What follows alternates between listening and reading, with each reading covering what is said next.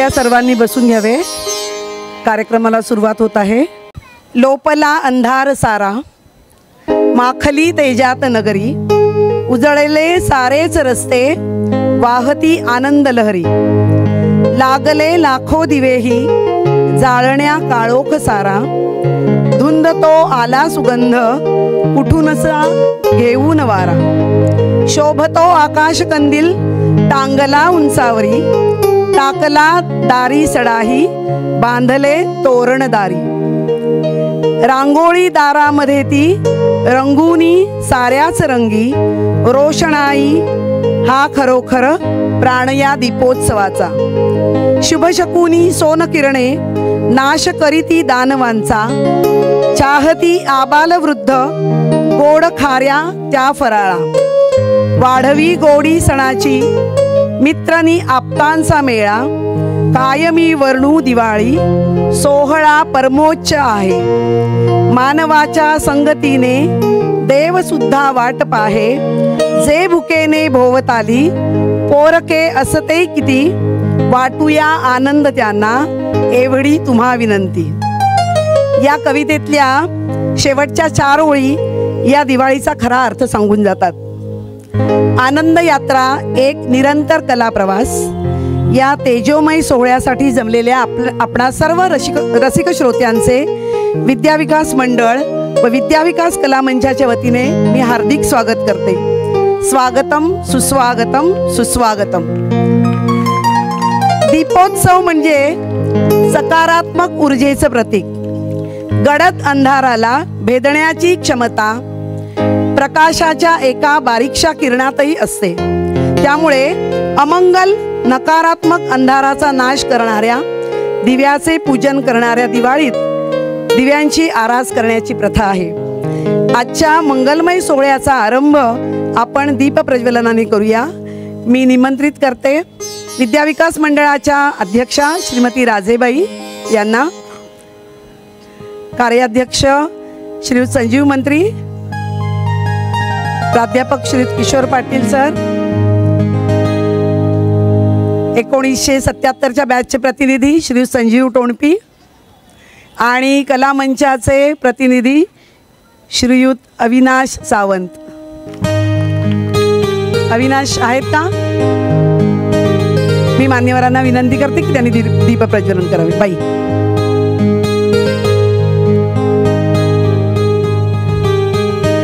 आपल्या संस्कृतीत दीप किंवा दिव्याला अनन्यसाधारण महत्त्व आहे. कोणत्याही शुभप्रसंगी दिवे आणि पणत्या उजळून सणवार उत्सव साजरे करण्याची आपली प्रथा आहे. म्हणूनच हा तेजाचा उत्सव, प्रकाशाची आराधना पुढच्या पिढीच्या मनात रुजवणे हा आपल्या परंपरांचा एक भाग आहे. दीपज्योती परब्रह्म, दीपज्योती जनार्दन, दीपो हरतु मे पापम, दीपज्योतिर्नमोस्तुते. ही दिव्याची ज्योत म्हणजे परब्रह्म आहे. हा प्रकाश सगळ्या जगातली दुःख दूर करणारा परमेश्वर आहे आणि माझ्या मनातलं पाप आणि अंधाराचा नाश करणाऱ्या दिवाला माझे नमन असो. तमसो मा ज्योतिर्गमय. एक छोटासा बक्षीस समारंभ आता इथे आम्ही कला मंचाच्या वतीने केला जाणार आहे. आपण पर्यावरण पूरक श्री गणेश मूर्ती बनवण्याची कार्यशाळा घेतली होती आणि शालांत परीक्षा वर्ष 2000च्या विद्यार्थ्यांनी ती आयोजित केली होती. आपल्या कलागुणांचा सदुपयोग करत उपलब्ध साहित्यातून मुलांनी आकर्षक गणेश मूर्ती साकारल्या होत्या आणि या मूर्तींमधून सर्वोत्कृष्ट 3 मूर्तींना आणि एका उत्तेजनार्थ मूर्तीला पारितोषिकं दिली जाणार आहेत. यात सहभागी झालेल्या मूर्तिकार विद्यार्थ्यांना आता गौरविण्यात येणार आहे. मी मान्यवरांना विनंती करते की त्यांनी पुन्हा यावं. या बाई.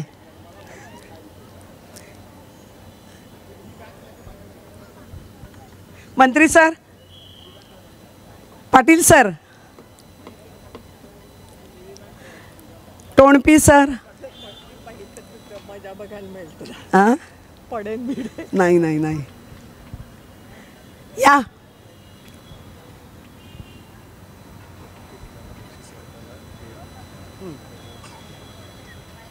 प्रथम क्रमांक मिळवलेला होता हर्ष आणि त्याची टीम. हर्ष पाचाडकर गणपतीच्या मूर्ती केल्या होत्या. हर्ष पाचाडकर आणि त्याची टीम. सर्वेश साबळे, साई पवार आणि हर्ष पाचाडकर. मी बाईंना विनंती करते, नाही विसर्जन केलं, या मूर्ती विसर्जित केल्या आणि मग त्यांना आपण बक्षीस देण्याचं कबूल केलं होतं.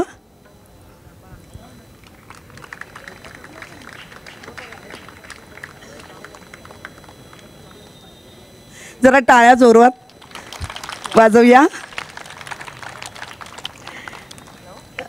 मंत्री सरांना विनंती करते मी. द्वितीय क्रमांक तन्वी टिपराळे आणि तिची टीम. तन्वी, शाकंबरी, श्रुती आणि अंजली.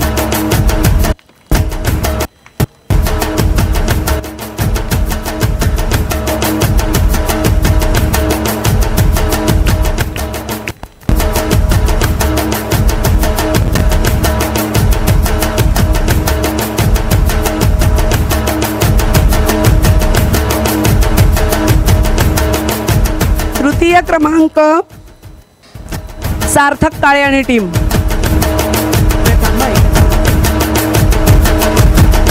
टोणपी सरांना मी विनंती करते.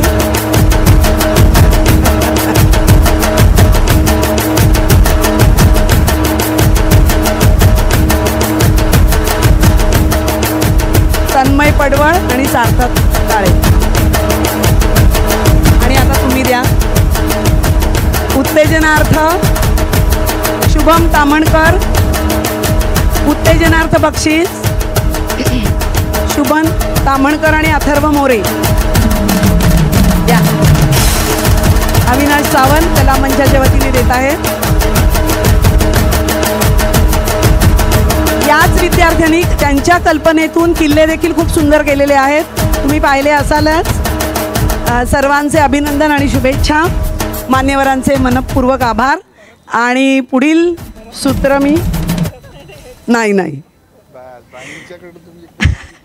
सर्वांना दीपावलीच्या तेजोमय शुभेच्छा. आपणाचं सर्वांचं आयुष्य या दिव्यांप्रमाणे लख्ख उजळावं हीच प्रार्थना करते. आणि पुढील सूत्र मी पूजा स्वप्ना नायक आणि वैभव पटवर्धन यांच्याकडे सुपूर्द करते. धन्यवाद.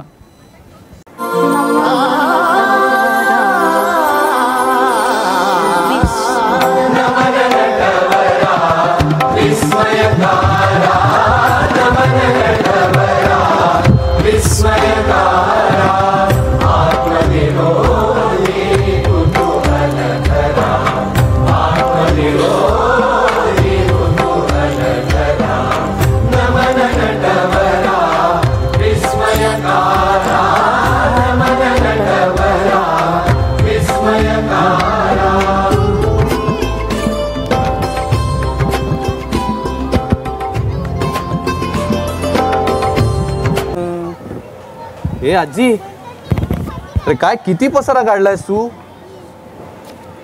रजा घेतलीस ना तू आज? होय मग हा, आमचा विद्या विकास कला मंचाचा आज कार्यक्रम आहे पुढच्या रविवारी. त्याचीच तयारी करायची आहे. आणि काय ना, अजिबात मला आज वेळ नाही. त्यामुळे तू मला काहीही करायला सांगू नकोस. मी तुझी बिलकुल मदत करू शकत नाही. बस जरा बस थोडासा वेळ आहे ना तुझ्याकडे? ए आजी, काय आहे काय हे? काय नाही म्हणजे ऐक, हा पसारा आवरतेस का काढतेस? हा, मला वाटतं ही दिवाळीची नवीन थीम दिसतेय. इथे पसारा तिथे पसारा, दिवाळी करू घरा घरा. झाला विनोद, निवांत बस जरा. हा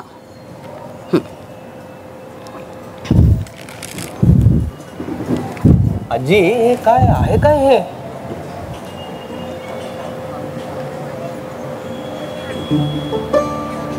काय खजिना दिसतोय मोठा. निवांत. अगं कुठे ठेवला होता माते? त्या भंगारवाल्या वर्माला बोलवतो मी. हा, म्हणजे कसं की हे सगळं आवरून नेता येईल नीट. गणू, ए गणू, हा मीच फोन करतो. एवढं तर मी करू शकतो ना माझ्या लाडक्या आजीसाठी. माय डार्लिंग स्वीट हार्ट. ए बाबा थांब थांब, हे भंगार आणि रद्दी नाहीये बरं का. हा, उपहासाने माझा खजिना म्हटलंस, माझा खजिनाच आहे हा. आणि हा सगळा मी तुला देणार आहे. माझ्या लाडक्या नातवाच्या हवाली करणार आहे आज राजमाता हा खजिना. आणि त्याचा श्री गणेशा करत आहे. थांब, आई ग.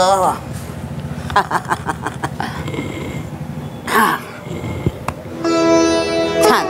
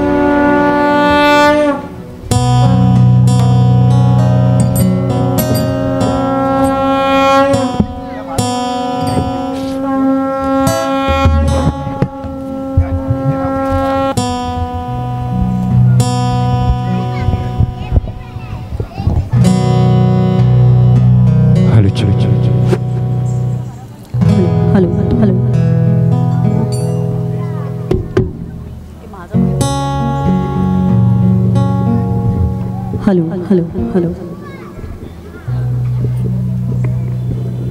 Hello hello hello.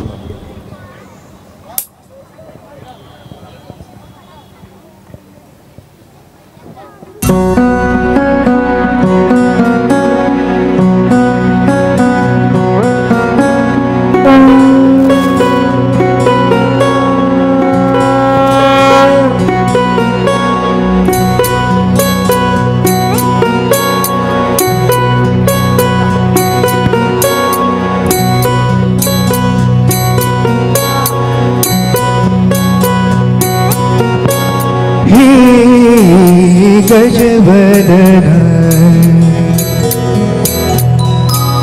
हे गजवदन वक्रतुंड महाकाय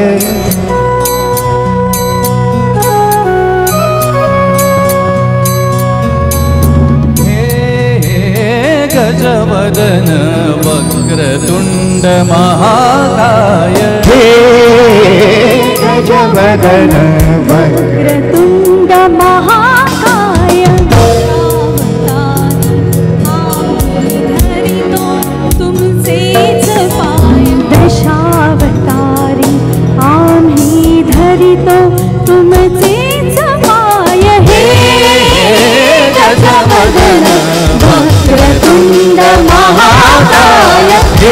गजवदन वक्रतुंड महाकाय हे गजवदन वक्रतुंड महाकाय वक्रतुंड महाकाय वक्रतुंड महाकाय सुखकर्ता दुःखहर्ता वार्ता वदनाची गुरवी गुरवी प्रेम कृपा झाल्याची सर्वांगी सुंदर उषे तोडाची कंठी झळके मार मुक्ता फळाची जय देव जय देव जय देव जय देव जय देव जय देव जय देव जय देव रत्नकरा तुझ गौरी कुमरा चंदनाची ओटी कुंकुम केशरा हिरे जगमुट शोभतो बरा उजळती नुपुरे चरणी घागरिया जय देव जय देव जय देव जय देव जय देव जय देव जय देव जय देव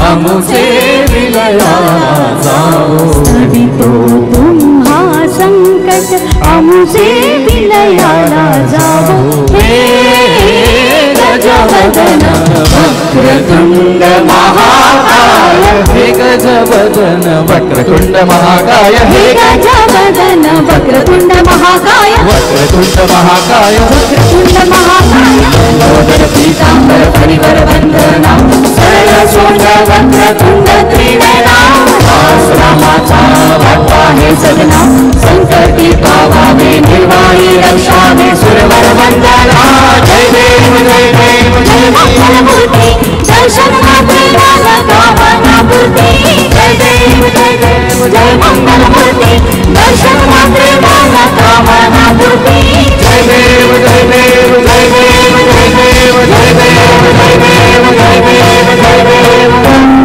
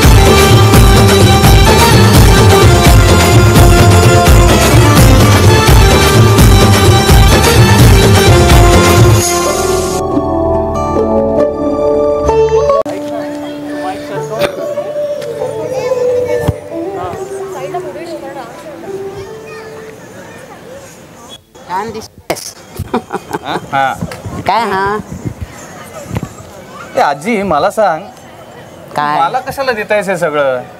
मी काय करणार आहे याचं? अरे हे काही सर्व देणार नाही आहे तुला, ते इकडे तू मला वाटेल इतकंच देणार आहे तुला आणि बाकी कुणाकुणाला देऊन टाकणार आहे. पण मग हे सगळं आत्ताच कशाला? वेळ काय सांगून येते का कोणाची? अजूनपर्यंत ठणठणीत आहे तेव्हाच निर्वानिरव करायची. आणि हा माझा ना मौल्यवान खजिना आहे. बुद्धी शाबूत असतानाच तो पुढच्या पिढीकडे सरकवायचा. आजी मग एक काम कर ना, तू मला तुझी प्रॉपर्टी दे ना, तुझे दागिने माझ्या बायकोसाठी. हो का? बायको दागिने हवे ते मी तुझ्या आईकडे केव्हाच देऊन टाकलेत. त्या सगळ्या कायद्याच्या चौकटीत बसणाऱ्या गोष्टी असतात ना, त्याची पूर्तता कागदपत्रांनीच होऊ शकते. मग पण माझ्या या खऱ्या खजिन्याला कायद्याच्या दुनियेत कवडी मोल किंमत आहे रे, कवडी मोल. मग कशाला देतेस मला? कारण ही संपत्ती जीवाभावाची आहे. त्यात आठवणी आहेत, भावना आहेत, माझ्या तुझ्या आजोबांच्या तरुणपणातल्या सुमधूर प्रसंगांनी भरलेल्या स्मृती आहेत, ज्यांचं पैशांनी मोल करणं कायद्यालाही जमणार नाहीये. हे आजी, या जपलेल्या स्मृती देता येतील तितक्या मी तुला पास ऑन करणार आहे, तुझ्या स्मृतीत ठेवणार आहे. आजी हे काय ग? काय हे?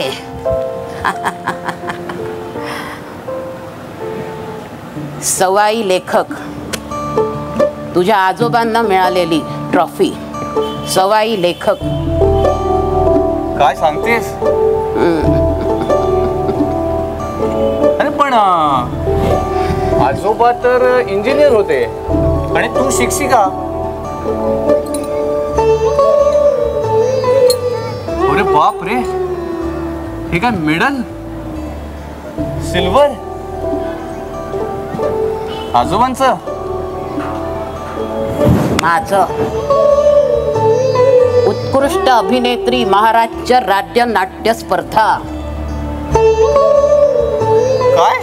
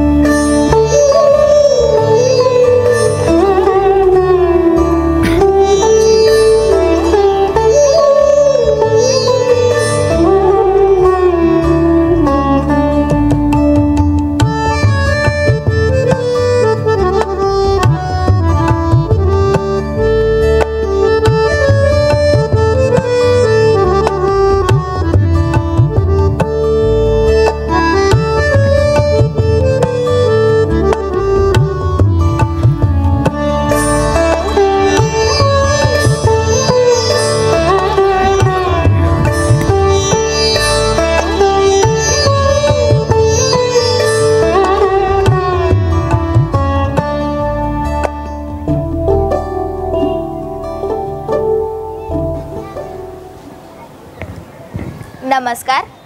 सावित्रीबाईंनी त्यांच्या लग्नाआधी एक प्रसंग मांडला होता, तो मी तुमच्यासमोर सादर करते. नमस्कार. आज तुमच्या संग बोलाया म्हणून आली या. आजूबाजूला डोलं उघडून पाहिलं की जीव निस्ता तुटतो बघा. तुमच्या संग लई बोलावंसं वाटतं. आमचं जगणं, आम्ही काय केलं, समद उलगडून सांगावंसं वाटतं. आम्ही लई काय केलं असं म्हणणं नाही माझं. परम्या त्यांची बायको काय झाले आणि त्यांच्या गावात कवा गुरफटून गेले हे ध्यानातच नाही आलं बघा. आता बघा, म्या जन्माला आले ते नाई गावात.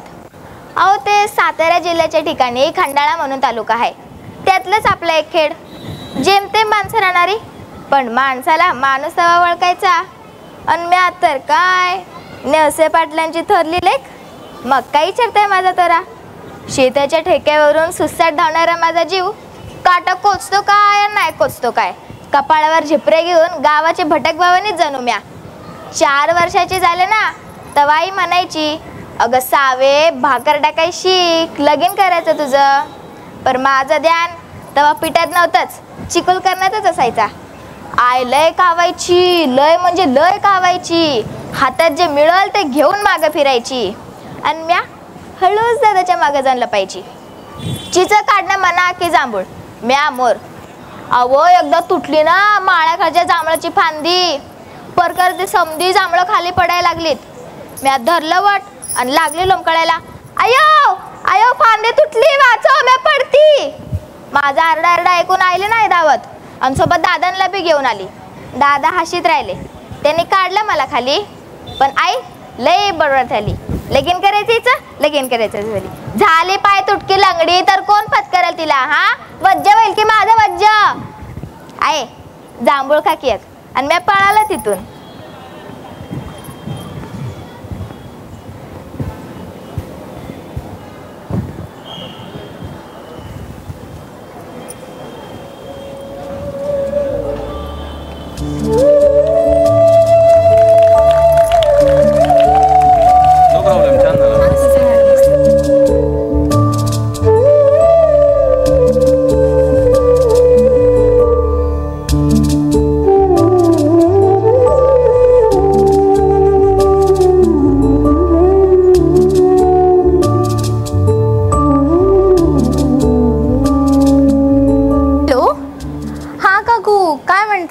कशी आहेस?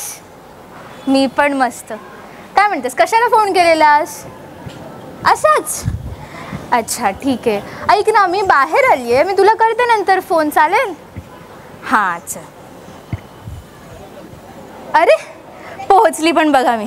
हे असं होतं बघा, मोबाईलवर बोलता बोलता आपण कुठे कधी आणि कसं पोहोचू कळतच नाही.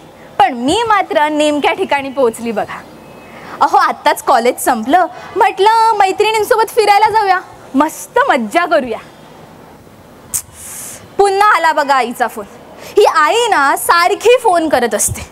एकदा लोकेशन विचारायला, एकदा व्हिडिओ कॉल काय करते, कुठे जाते, काय करते. एक आयडिया आहे बघा काय करते मी आता. हॅलो, हां आई, हॅलो हॅलो हॅलो, तुझा आवाज येत नाही बघ, हॅलो. कट केला बघा. ओ सारखी फोन करत असते हो, कुठे जायलाच नको. कुठे काय करायला गेलो की पहिला हिचा फोन येतो. आमचं तर ठीक आहे हो, आम्ही कसे तरुण मंडळी, आमच्या हातात 24 तास फोन असतोच. पण या आई वडिलांचं काय, त्यांच्यासुद्धा या मोबाईलचं वेड लागले बघा. त्यांच्यासुद्धा हातात सकाळी उठल्यापासून रात्री झोपेपर्यंत फोन असतोच. आणि सध्याच्या आया, अहो त्या लहान मुलांना काही समजतही नसतं, तरीसुद्धा त्यांना आधी जेवायच्या आधी हातात मोबाईल देतात. काहीतरी लावून दिलं मगच त्यांना भरवायला सुरुवात करतात. हे असं या लहान मुलांना पण या मोबाईलचं वेड लावून देत आहेत बघा. त्यामुळेच आजकालची शाळेतली मुलं, शाळेत अभ्यास मिळतो, घरी येतात, मोबाईलवर उत्तरं शोधतात आणि ती उत्तरं लिहून शाळेत देतात. मेंदूचा काही वापरच करत नाहीत. आणि तसंच ती लोक गणितही मोबाईलच्या मदतीनेच सोडवतात बरं का. या मेंदूला त्यांनी अडगळ बनवून ठेवलंय. ते सोडा, मी तुम्हाला एक गंमत सांगते. मगाशी बघा मला काकूचा फोन आलेला. हां तीच काकू. ती काकू माझ्या गावाकडची. अहो ती मला दररोज फोन करते आणि दिवसातून 3-3 वेळा तिचे फोन असतात. असाच त्या दिवशी परवा तिचा मला फोन आला आणि म्हणते कशी, हॅलो हां मीनू कशी आहेस. मी म्हटलं अगं 2 मिनिटापूर्वी तू मला फोन केला होतास, 2 मिनिटात कोणती धाड भरणार आहे का मला. तर म्हणते अगं तसं नव्हे ग. म्हटलं मोकळीच असशील तू, मी आत्ताच जरा रील टाकली आहे बघ ना जरा. मी म्हटलं काय काकू तुला काय काम नाही धंदा का ग.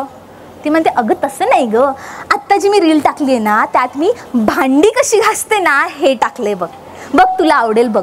ते माझं इंस्टाग्रामवर अकाउंट आहे ना ग आणि यूट्यूबवर चॅनल पण आहे. हां मग मी तो व्हिडिओ टाकले बघ ना कसा आहे. मी म्हटलं काय आजी, काय काकू, तुला काय काम नाही, काय नाही, वेळ नाही जात म्हणून व्हिडिओ टाकते. कसले कसले व्हिडिओ टाकत असतेस ग? तर लगेच म्हणाली, ऐक मी ना तुझा फोन ठेवते आता, ते ना तुझे काका टमरेल घेऊन चाललेत नव.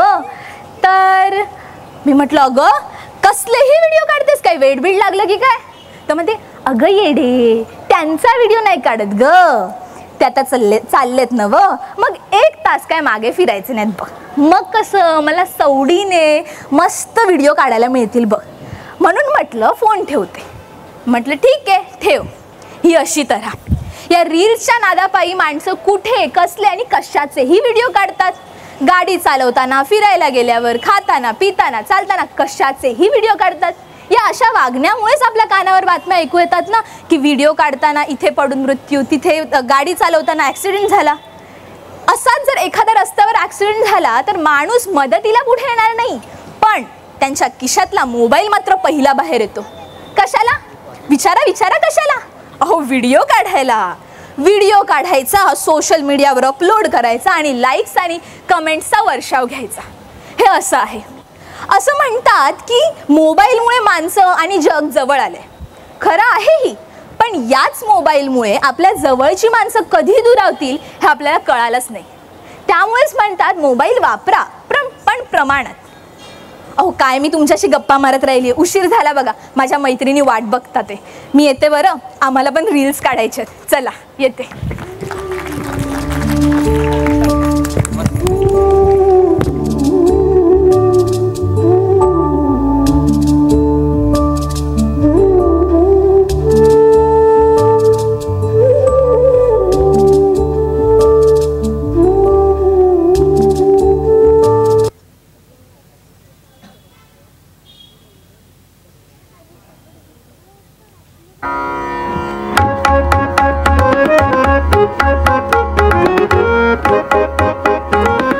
तुम्हाला आता जे काही सादर करणार आहे त्या बाबतीत इंट्रोडक्शन किंवा असं म्हणतो ना ओळख करून देतो, त्या बाबतीत जास्त काही करून देणार नाही.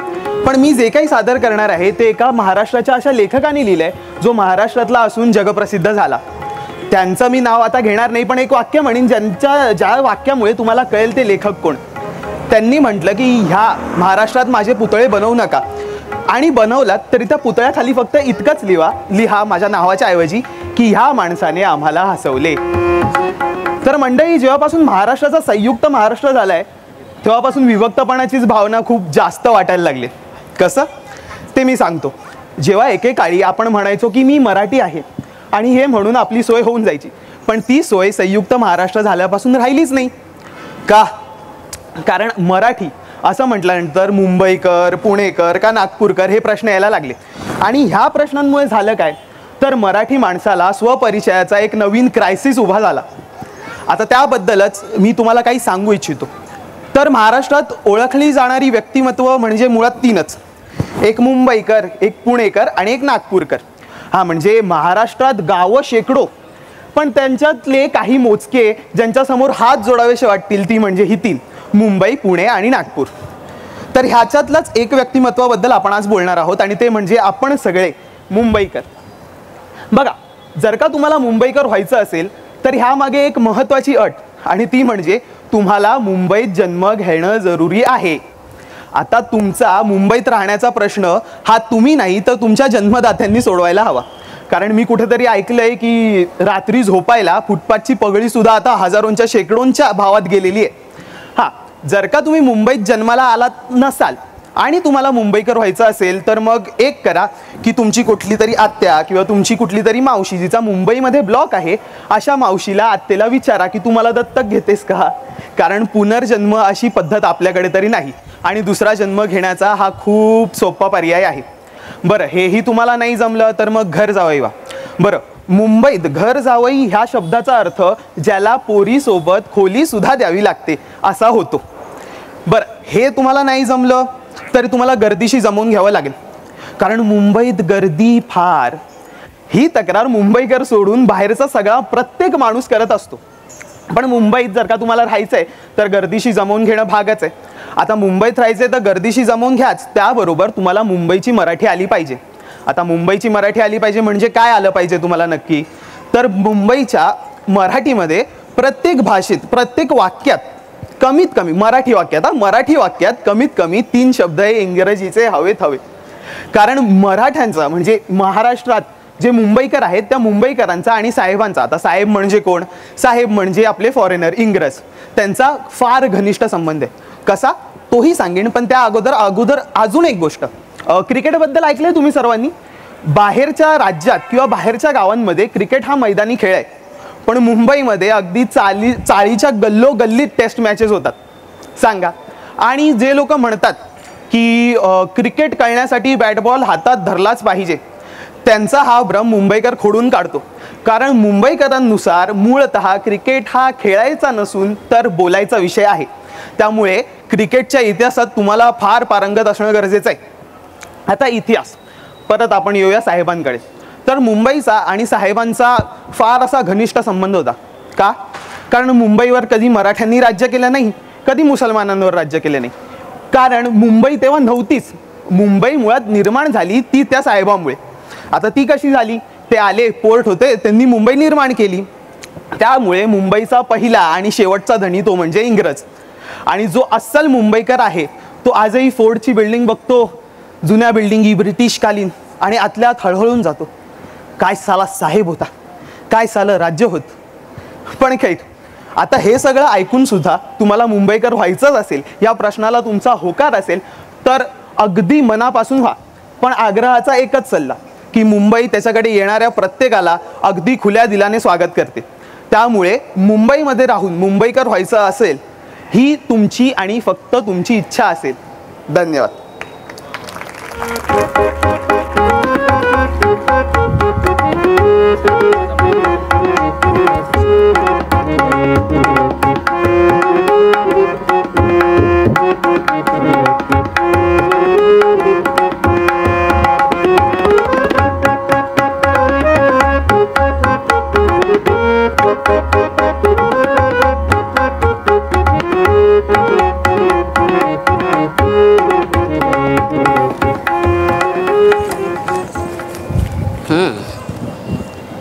काय सांगतेस काय आजी? तू अभिनेत्री आणि आजोबा लेखक होते, पण मी जसं म्हटलं ते इंजिनियर होते आणि तू शिक्षिका होतीस. ते इंजिनियर होते, ते लेखक होते, अभिनेता होते, गायक होते, नेपथ्यकार होते, सर्व काही होते. आणि मीही तशीच होते. काय म्हणतेस? कालांतराने या सर्व गोष्टींना पूर्ण विराम दिला. व्याप वाढायला लागले ना, तशा या सर्व गोष्टी बंद कराव्या लागल्या. का आजी? अरे संसार वाढू लागला, जबाबदाऱ्या वाढायला लागल्या, नोकरीच्या ठिकाणी व्याप वाढायला लागला, गरजा वाढायला लागल्या. संसाराच्या चक्रात कलेसाठी तेवढा वेळच देता नाही आला बघ. तुला सांगते वैभव, अरे आमच्या पिढीत अनेकांना अशी तडजोड करावी लागली. सुरुवातीला या कला क्षेत्रात भरीव कामगिरी केली आम्ही. अनेक मान सन्मान मिळवले, पदकं मिळवली, ट्रॉफीज मिळवल्या. या कलेनं आम्हाला खूप काही दिलं, गोड स्मृती दिल्या आहेत. आणि त्या सगळ्या तू या ट्रंकेत भरून ठेवल्या आहेस. पण तुझं कौतुक वाटते हा वैभव मला. नोकरीचा व्याप सांभाळूनही तू तुमच्या कला मंचात सक्रिय आहेस.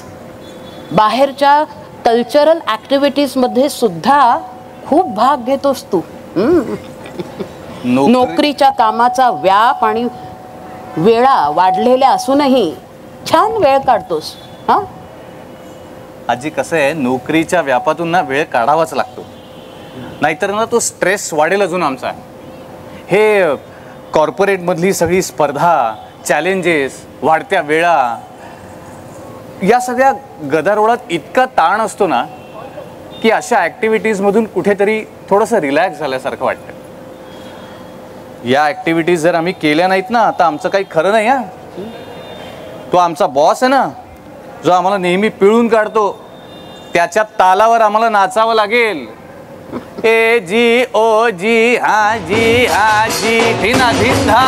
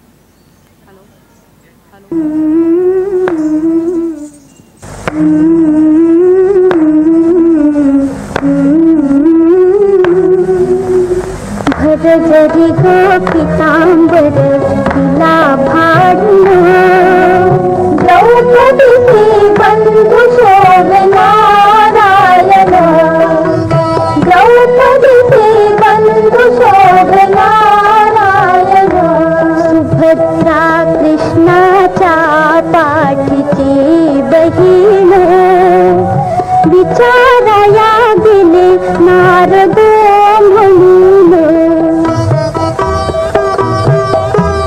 बोट श्रीहरीचे कापले बाई बांधायाला चिंधी लग कर देई सुभद्रा बोलली सुभद्रा बोलली शालूनी पैठणी फाडू नका देऊ चिंधी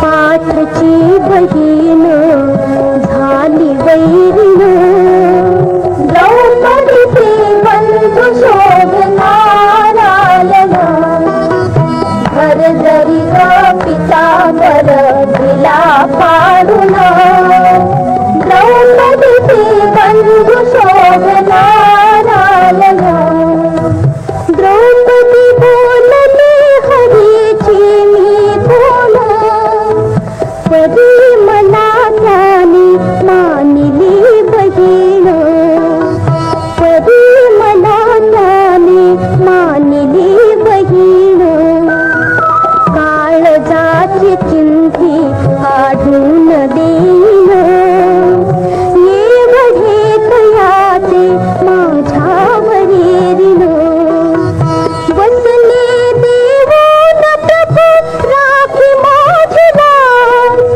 चिंधीसाठी आला माझ्या दारी हरी चिंधीसाठी आला माझ्या दारी हरी त्रैलोक्य मोलाचे वसन दिले फाडून द्रौपदीचे बंधू शोभ नारायण घर जरी ग पितांबर दिला फाडून द्रौपदीचे बंधू शोभ नारायण प्रेमाचे लक्षण भारी दिले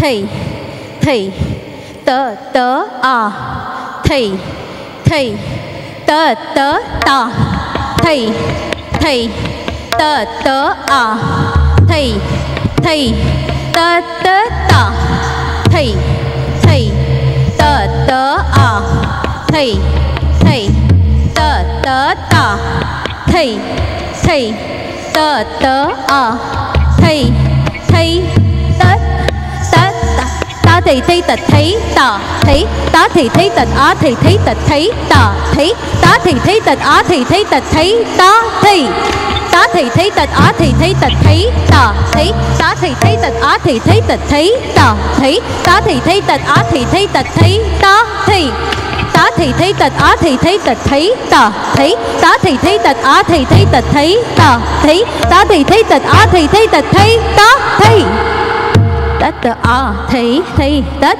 ta thấy thấy tất a thấy thấy tất đà đìn đìn đà đà đìn đìn đà đà tin tin ta ta đìn đìn đà Jamuna के तट पर कन्हैया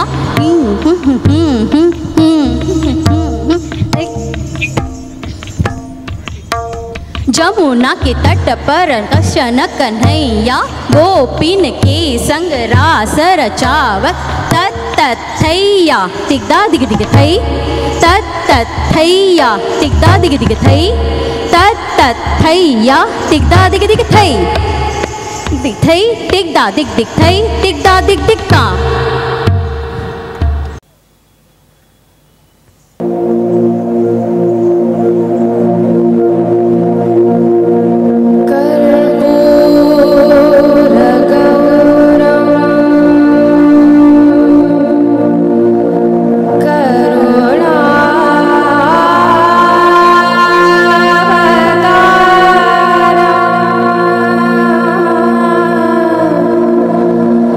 So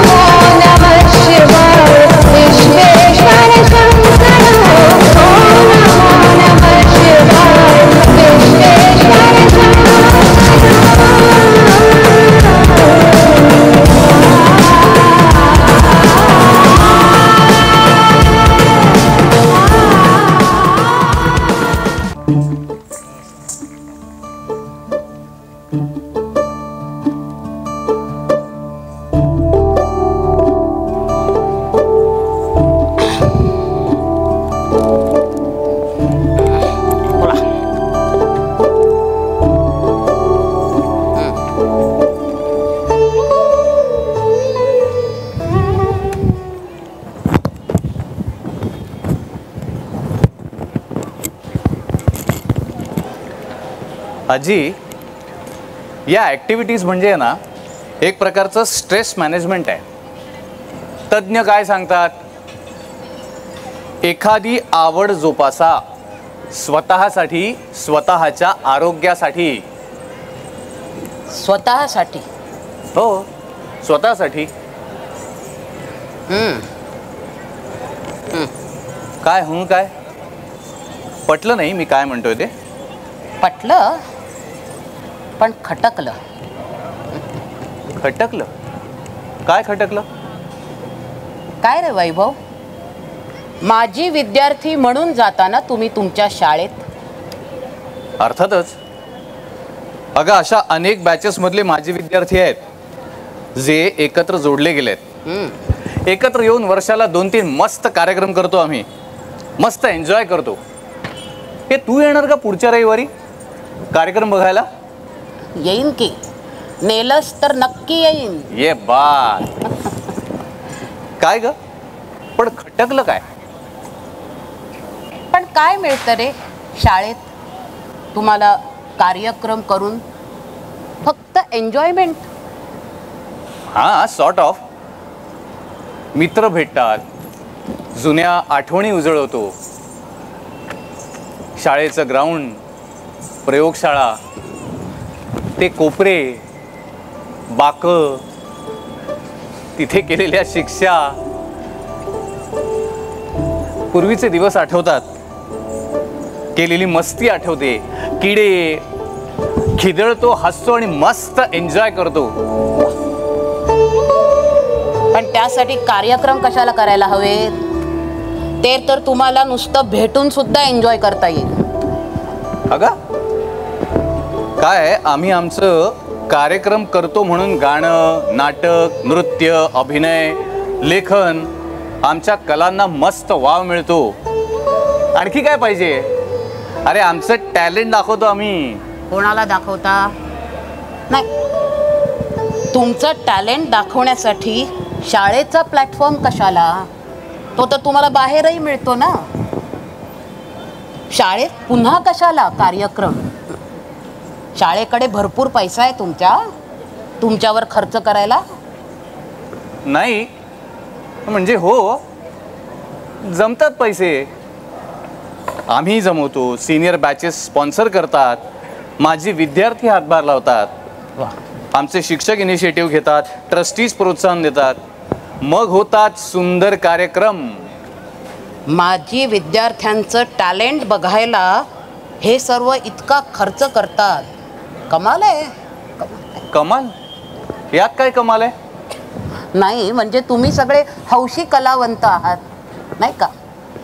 आत्ताच्या काळातले सेलिब्रिटीज वगैरे नाही आहात की तुम्हाला बघायला गर्दी लोटेल, पायघड्या हंतरून तुमचं स्वागत करायला लोकांची झुंबड उडेल. हे बघ, आम्ही सगळे माझे विद्यार्थी उच्च पदावर नोकऱ्या करतोय. ते सांभाळून शाळेच्या उपक्रमात सहभागी होतोय. बाहेर जसं आम्ही आमच्या कल्चरल ॲक्टिव्हिटी सुरू केल्यात ना, तशा शाळेच्या उपक्रमात आम्ही सहभागी होतोय. यात कोण कमाल करतंय? तसं नाही रे, तसं नाही म्हणायचं. मला म्हणायचं होतं, निखळ कलेचा आस्वाद घेतो ग, रंगून जातो, तल्लीन होतो या आनंद यात्रेत.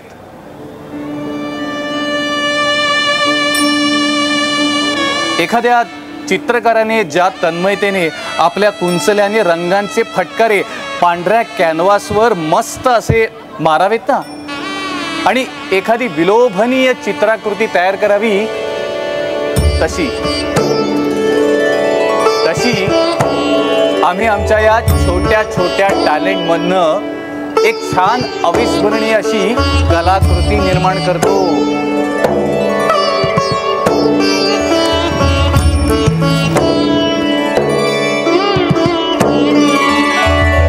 शतकिरणानि करोमि वंदन,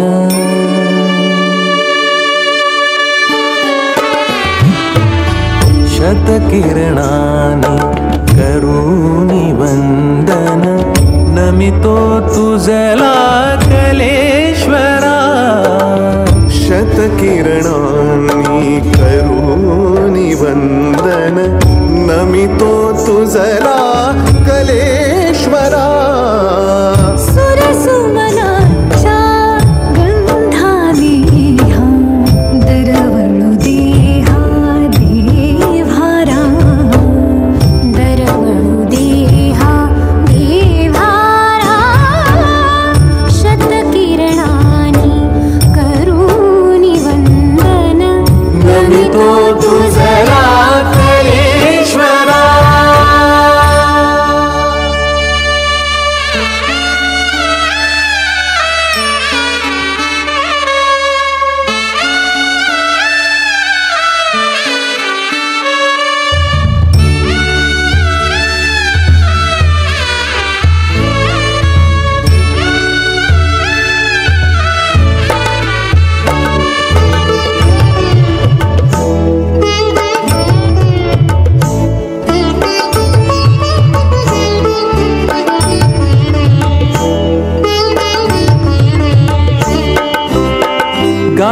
गात्रवीणेतून मंगललहरी गात्रवीणेतून मंगललहरी तोरणमाळा भावमंदिरी तोरणमाळा भावमंदिरी तुझ्या कृपेने सदा बहरू दे तुझ्या कृपेने सदा बहरू दे कला वसंत सुंदरा कला वसंत सुंदरा शतकिरणानी करुणी वंदन नमितो तुझला कलेश्वरा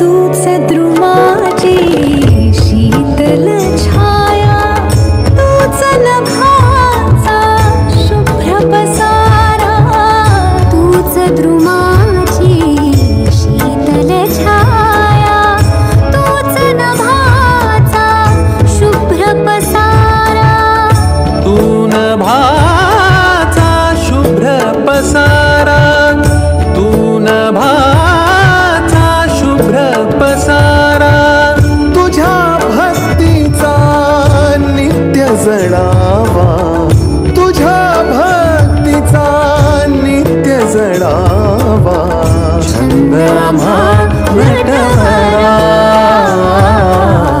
छंद आम्हा नटवरा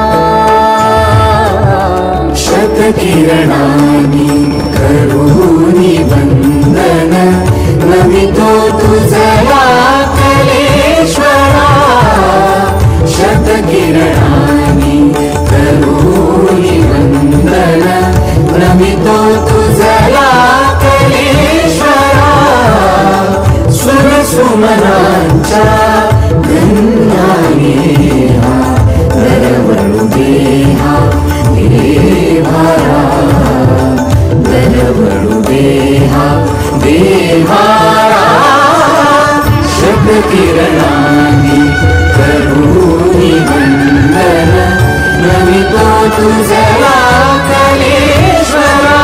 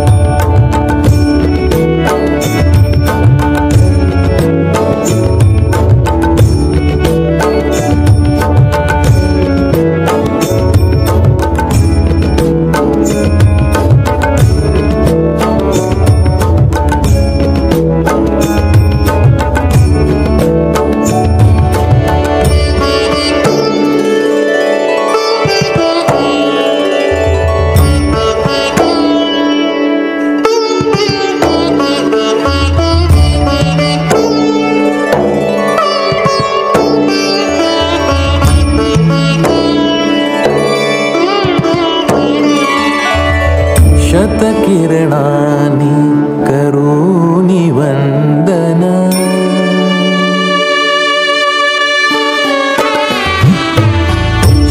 शतकिरणानि करोमि वन्दन नमितो तुझला कलेश्वरा शतकिरणानि करोमि वन्दन नमितो तुझला कलेश्वरा सुरसुमनाच्या गंधाने दरवळू देहा देव्हारा दरवळू देहा देव्हारा शतकिरणानि करोमि वन्दन नमितो तुझला कलेश्वरा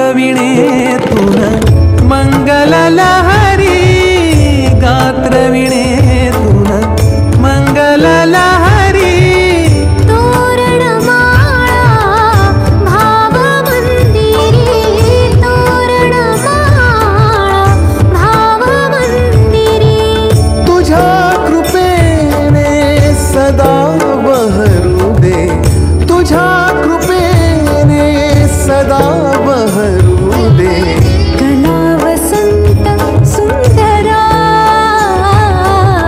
कला वसंत सुंदरा शतकिरणानि करोमि वन्दन नमितो तुझला कलेश्वरा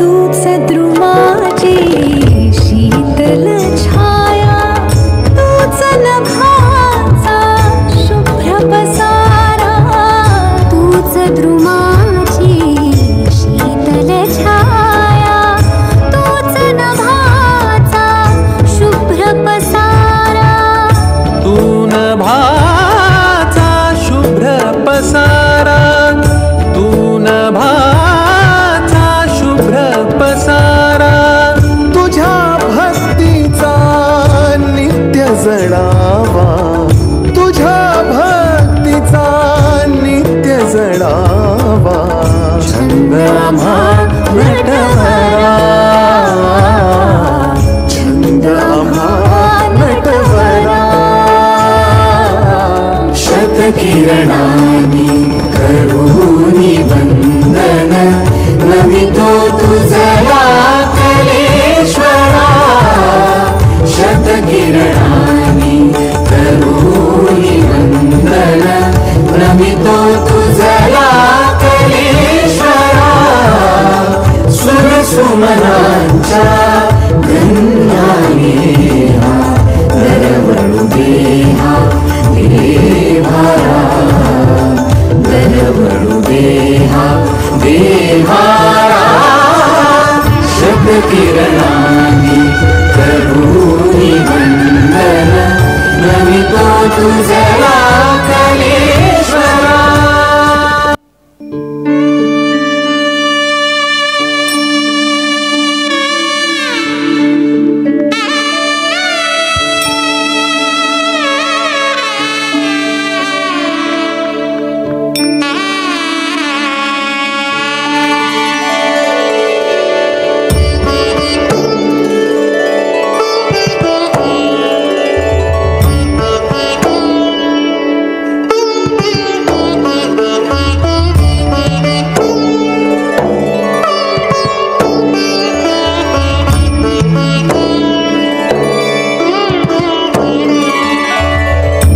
शतकिरणानि करोमि वन्दन